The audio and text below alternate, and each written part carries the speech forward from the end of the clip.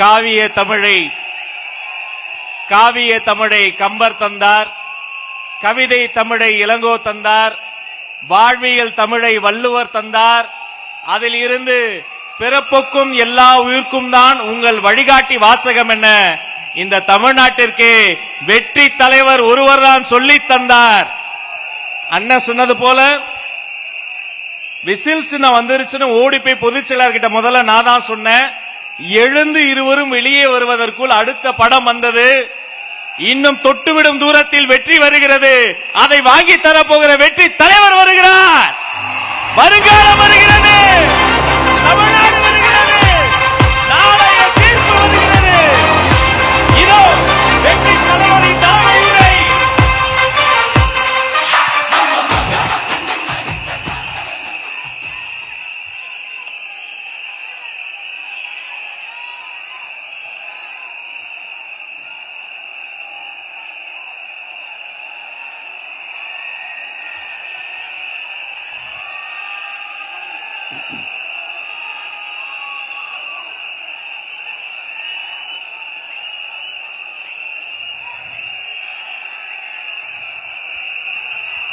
நம்மளுடைய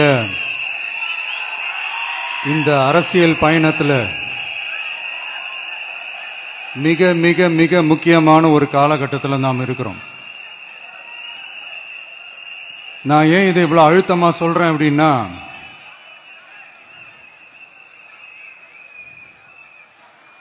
ஏதோ அழுத்தம் இருக்குமோன்னு நினைக்கிறீங்களோ? அழுத்தமா நமக்கா?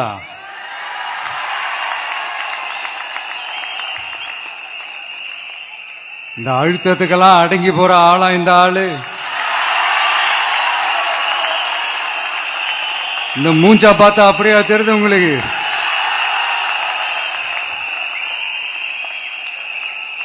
அதனால அப்படியெல்லாம் நடக்காது. அதுவும் முக்கியமா நம்ம கிட்ட அதெல்லாம் நடக்கவே நடக்காது. ஆனா அழுத்தம் இருக்குதான்னு கேட்டீங்கன்னா இருக்குது. அது நான் இல்லைன்னு சொல்ல வரல. நமக்கு இல்ல, மக்களுக்கு. தமிழ்நாட்டை இதுக்கு முன்னாடி ஆண்டவங்களும் சரி பாஜகவுக்கு அடிமையா தான் இருந்திருக்கிறாங்க. சோ அவங்கள நம்பி ஒரு பிரயோஜனமும் இல்ல. இப்ப ஆண்டுகிட்டு இருக்கிற இந்த திமுக அரசாச்சும் நமக்கு ஏதாவது செய்வாங்கன்னு பார்த்தா இவங்களும் அவங்கள மாதிரியே தான். இன்னும் சொல்ல போனா ஒரு படி மேல, இன்னும் மோசம். அவங்களாச்சும் நேரடியா சரண்டர் ஆகி இருப்பாங்க, இவங்க மறைமுகமா சரண்டர் ஆகி இருக்கிறாங்க. அவ்வளவுதான் வித்தியாசம்.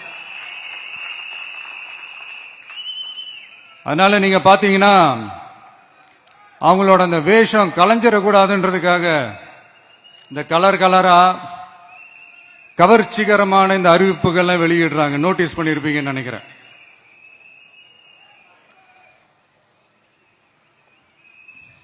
அதனால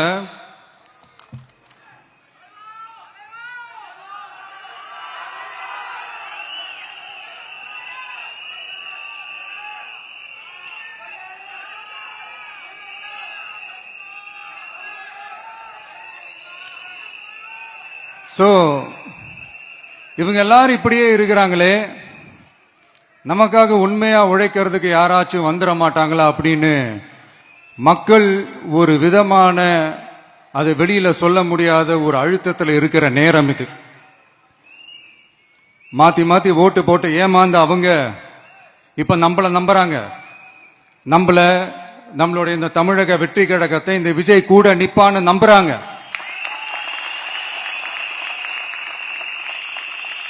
நம்மள நம்புறவங்களுக்காக நாம நம்பிக்கையோட இருக்கணும்ல.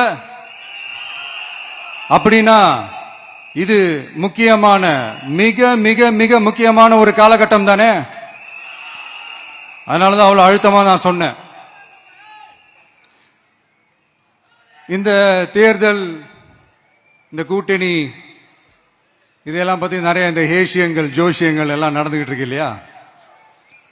என்னப்பா இந்த விஜய் இப்பதான் வந்திருக்கிறாரு, இவரு கூட எல்லாம் யாரு வர போறா, அவங்க வரமாட்டாங்க, இவங்க வரமாட்டாங்க, அப்படி இப்படின்ட்டு நம்மளை பத்தி ஒரு அண்டர் எஸ்டிமேட் பண்ணிட்டு இருக்காங்கல்ல. அதுனா நமக்கு புதுசா என்ன? 30 வருஷமா நம்மள அண்டர் எஸ்டிமேட் பண்ணிட்டு தான் இருக்கிறாங்க.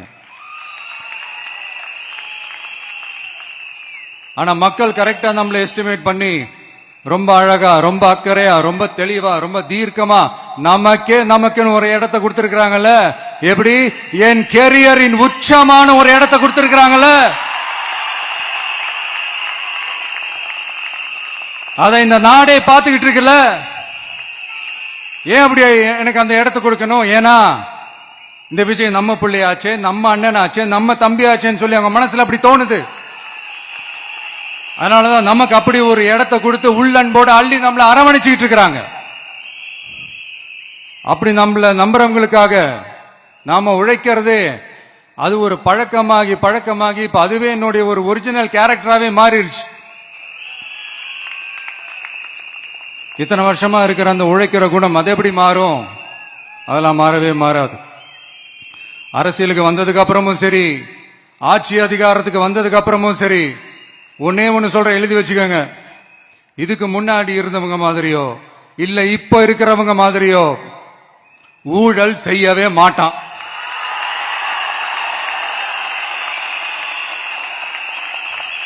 ஒரு பைசா தொட மாட்டான். எனக்கு அது அவசியமே இல்லை. புரிஞ்சுங்களா உங்களுக்கு? எனக்கு அதை தொட வேண்டிய அவசியமே இல்லை.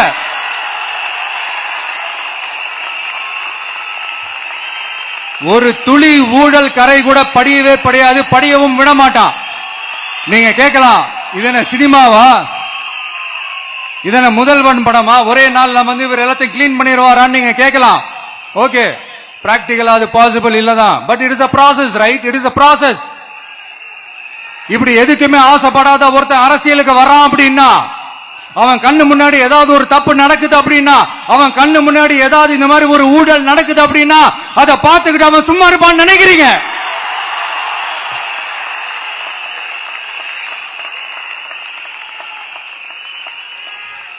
அதனால இந்த தீய சக்தியா இருக்கட்டும், இந்த ஊழல் சக்தியா இருக்கட்டும், ரெண்டு பேரும் தமிழ்நாட்டை ஆண்டவை கூடாது.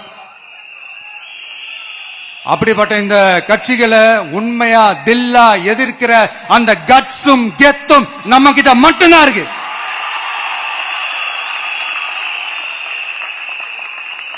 அதனால நீங்க என்ன சூழ்ச்சி நம்ம மேல பண்ணாலும், என்ன அழுத்தம் நீங்க கொடுத்தாலும், இந்த அடங்கி போறதுக்கோ, இந்த அண்டி பொழைக்கிறதுக்கோ, இல்ல இந்த அடிமையா இருக்கிறதுக்கால நாம அரசியலுக்கு வரல. என் மண்ணுக்கும் மக்களுக்கும் யார் என்ன தீங்கு செஞ்சாலும் அதை எதிர்த்து அவங்க கிட்ட இருந்து நம்ம மக்களை பாதுகாக்கிறதுக்காக தான் நம்ம அரசியலுக்கே வந்திருக்கிறோம். அண்ட் முக்கியமா தோழர்களே, மக்களுக்கு என் மேல மட்டும் நம்பிக்கை இருந்தா அது பத்தாது. என் கூட டிராவல் பண்ற என்னோட எல்லா தோழர்கள்கிட்ட அந்த நம்பிக்கை வரணும்.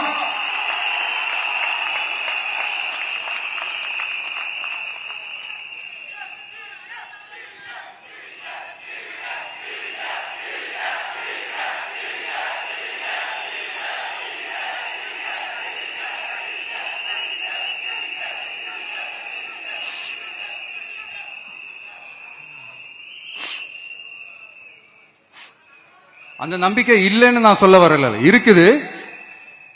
ஆனா அதை தொடர்ந்து இருக்கிற மாதிரி நீங்க எல்லாம் நடந்துக்கணும். தப்பு பண்ண யாரா இருந்தாலும் தப்பிக்கவே முடியாதுன்ற அந்த ஒரு பயம் இருக்கணும். எல்லாரும் உங்களை தான் கேட்கிறேன், எல்லாரும் உண்மையா உழைப்பீங்கல்ல?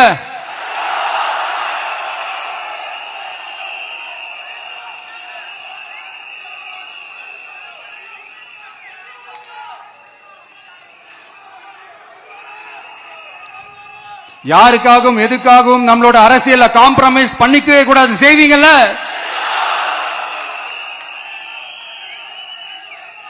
அண்ட் தயவு செஞ்சு எல்லாரும் கொஞ்சம் ஒற்றுமையா இருந்து சேர்ந்து உழைச்சி ஜெயிப்பீங்கல்ல? சரி, நமக்காக நம்ம மக்கள் கண்டிப்பா ஓட்டு போட்டு ஜெயிக்க வைப்பாங்க, அதுல எந்த மாற்று கருத்துமே கிடையாது. அப்படி ஜெயிக்கிறதுக்காக நாம என்ன செய்ய போறோம்? மக்களிடம்னு செல்னு அறிஞர் அண்ணா அவர்கள் சொன்னதை ரொம்ப டீப்பா சின்சியரா அடாப்ட் பண்றதோட மட்டும் இல்லாம நம்மளோட அரசியல்ல அதை செயல்படுத்தணும். அதுதான் முக்கியம். ஏன்னா இப்ப அரசியல் இருக்கிறவங்க அண்ணாவை மறந்துட்டாங்க.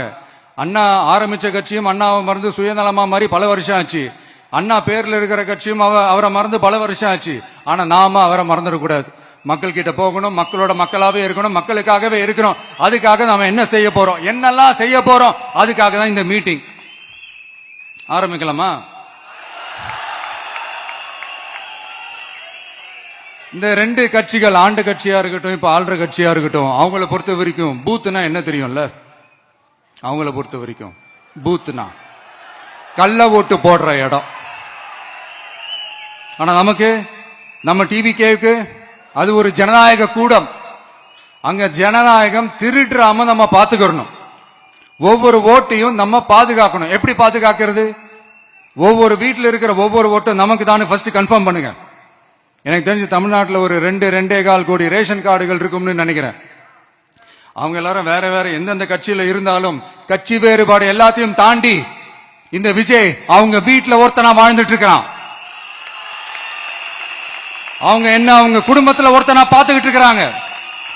அதனால இந்த கட்சி கிச்சி எல்லாத்தையும் தாண்டி இந்த விஜய் கூட கூட நிக்கணும்னு முடிவு பண்ணிட்டாங்க.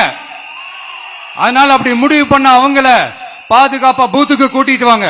நம்மளோட இந்த விசில் சின்னத்துக்கு ஓட்டு போட வைங்க.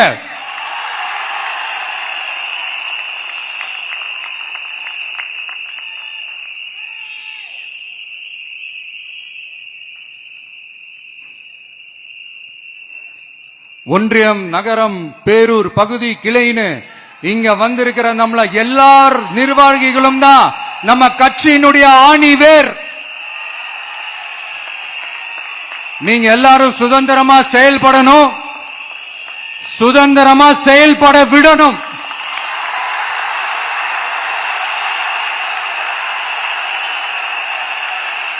நீங்க ஒவ்வொருத்தரும் எனக்கு முக்கியம்.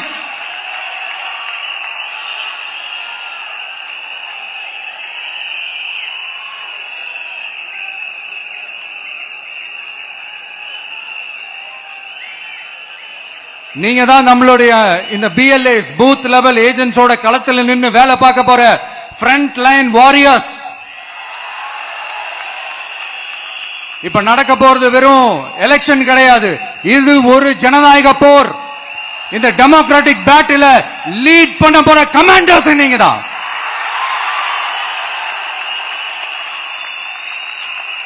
நான் ஏன் இது எவ்வளவு ஸ்ட்ரெஸ் பண்ணி சொல்றேன் அப்படின்னா, இந்த தீய சக்தி எப்படி, இந்த தீய சக்தியோட தில்லு முள்ளு எல்லாம் உங்களுக்கே நல்லா தெரியும். முழிச்சிட்டு இருக்கும் போது முழியை தோண்டி எடுத்துட்டு போற கூட்டம்.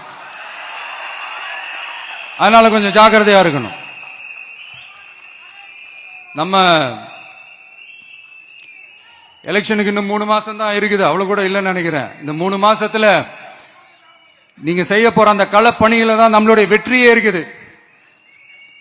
உங்களுக்கு இந்த விஜய் பிடிக்கும்ன்றது உண்மைனா, சத்தியம்னா, உங்களோட உழைப்புல அதை காட்டுங்க.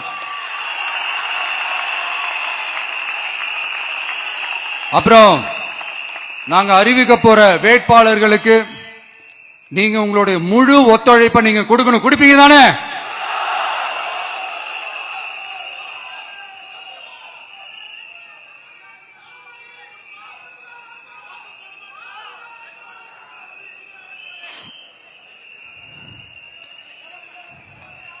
உங்க எல்லாரையும் ஒரு எனர்ஜைஸ் பண்ற மாதிரி உண்மையா நடந்த ஒரு கதை ஒண்ணு சொல்றேன்.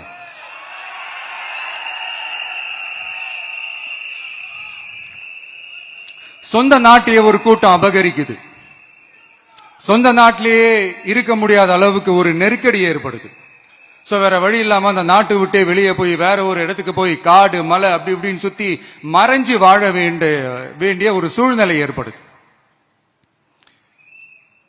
என்னடா இப்படியே ஓடிக்கிட்டு இருக்குமேன்னு சொல்லிட்டு தன்னோட நட்பு சக்திங்க கிட்ட பேசி ஒரு பெரும் படையை திரட்டிக்கிட்டு அதிரடியா ஒரு போரை நடத்தி அந்த நாட்டையே திருப்ப மீட்டு எடுத்தது யார் தெரியுமா?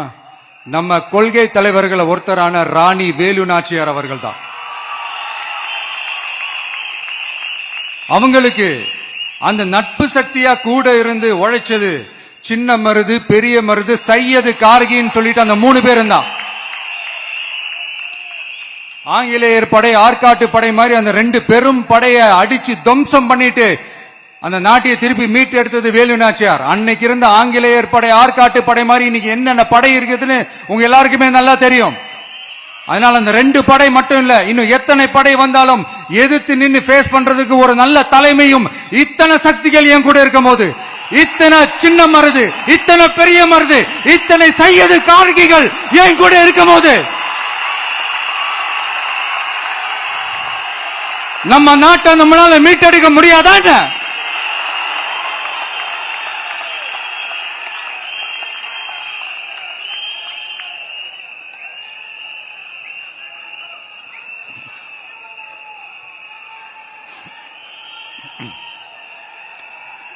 அதுவும் இந்த படை, நம்மளுடைய இந்த டிவிகே படை நட்பு சக்தி இருந்தாலும் இல்லனாலும் தனியாவும் நின்னு கெத்தா ஜெயிக்கிற அளவுக்கு ஒரு மிகப்பெரிய படை. அதுலயும் ரொம்ப முக்கியமா இன்னைக்கு இந்த கூட்டத்துக்கு வரலனாலும் நான் அந்த போர்ல நடந்த அந்த கதை மாதிரி கட்ஸான குயில்கள் நிறைந்த பெண்கள் படையும் நம்மளோட இருக்கிறாங்க. அந்த பெண்கள் படைய பார்த்துதான் அரசியல் அரங்கமே அதிர்ந்து போயிருக்குது.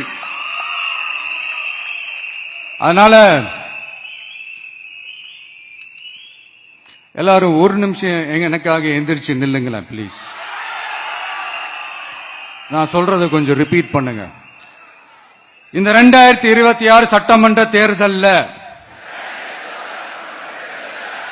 நாம எல்லாரும் உண்மையாக உழைப்போம், சத்தியமாக உழைப்போம், உறுதியாக உழைப்போம், ஒற்றுமையாக உழைப்போம். தேங்க்யூ. Please sit down.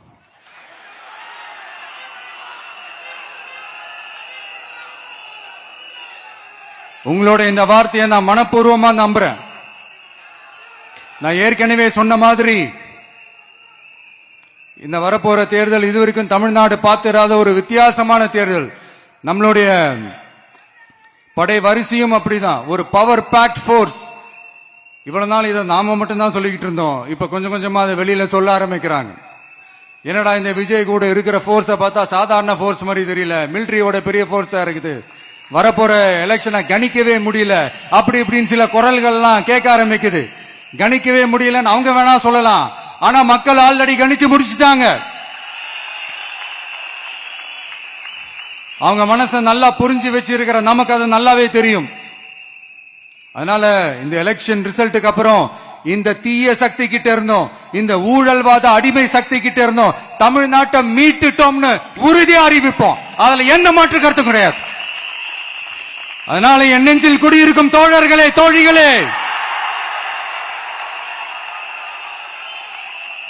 உங்களோட நான் இருக்கேன், நம்மளோட நம்ம மக்கள் இருக்கிறாங்க. இதுக்கு மேல என்ன வேணும்? கான்பிடண்டா இருங்க, நல்லதே நடக்கும், வெற்றி நிச்சயம். மீண்டும் சந்திக்கும் வரை நன்றி, வணக்கம். தமிழக வெற்றி கழகத்தின் வெற்றி தலைவர், தர்மத்தாயின் தவ புதல்வன் தலைவரின் பொற்கரங்களால், ப்ளீஸ் சார், ப்ளீஸ் சார்.